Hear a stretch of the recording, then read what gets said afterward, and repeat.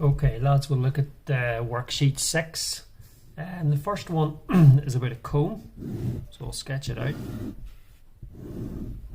And you have water filled in up to a depth of 9, so that's 9 there.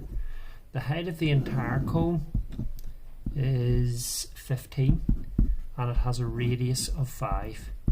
Now it's asking you to work out in terms of, it tells you, sorry, the volume of a cone is 1/3 pi r squared h. That's the volume there. Now it's asking you basically to work out the volume of water that's in this cone. Now in order to get that, it's the volume of the big cone minus the volume of the small cone at the top will give you the volume of the water.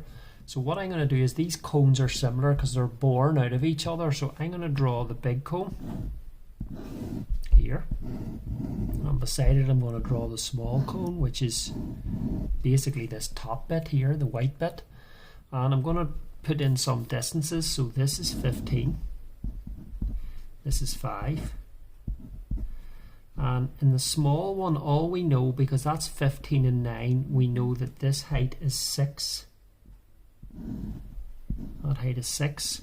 So we can look at a scale factor first of all, okay? And what we can do is we can compare 15 and 6 and we can divide them. So 15 divided by 6, you can divide top and bottom by 3 to get 5 over 2, which is 2.5. So if you divide 5 by 2.5, you get 2. So the radius of the small cone is going to be 2. So you can see these are similar.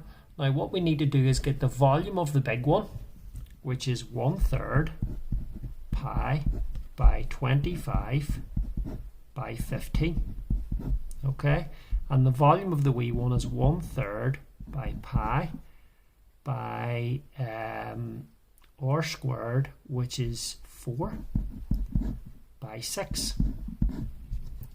And what we're going to do is, in order to get the volume of the water, we're going to take these two things away. So what we'll do is we can factorize 1/3 pi out times 25 by 15 minus 4 6s are 24. Okay, so I'm going to work out on the side of the page 25 by 15. Right, so I'm going to work that out now. 25 by 15. And you end up 5 5s are 25. 2 5s are 10 and 2 is 12. Put down a 0. Once 5 is 5, once 2 is 2. So that's 5 7 3 7 5. This is minus 24. Is going to be 351. So it's 1/3 pi times 351. Now what I'm going to do is divide 351 multiplied by 1/3. So you're dividing it by 3. So 351 divided by 3. 3 into 3 goes once, 3 into 5 goes once, and 2 over. And that's 7, so 117 pi is the answer I'm getting for the volume of the water, 117 pi. So if you look at the second question, it's about circles. So you've got a circle, sketch it out.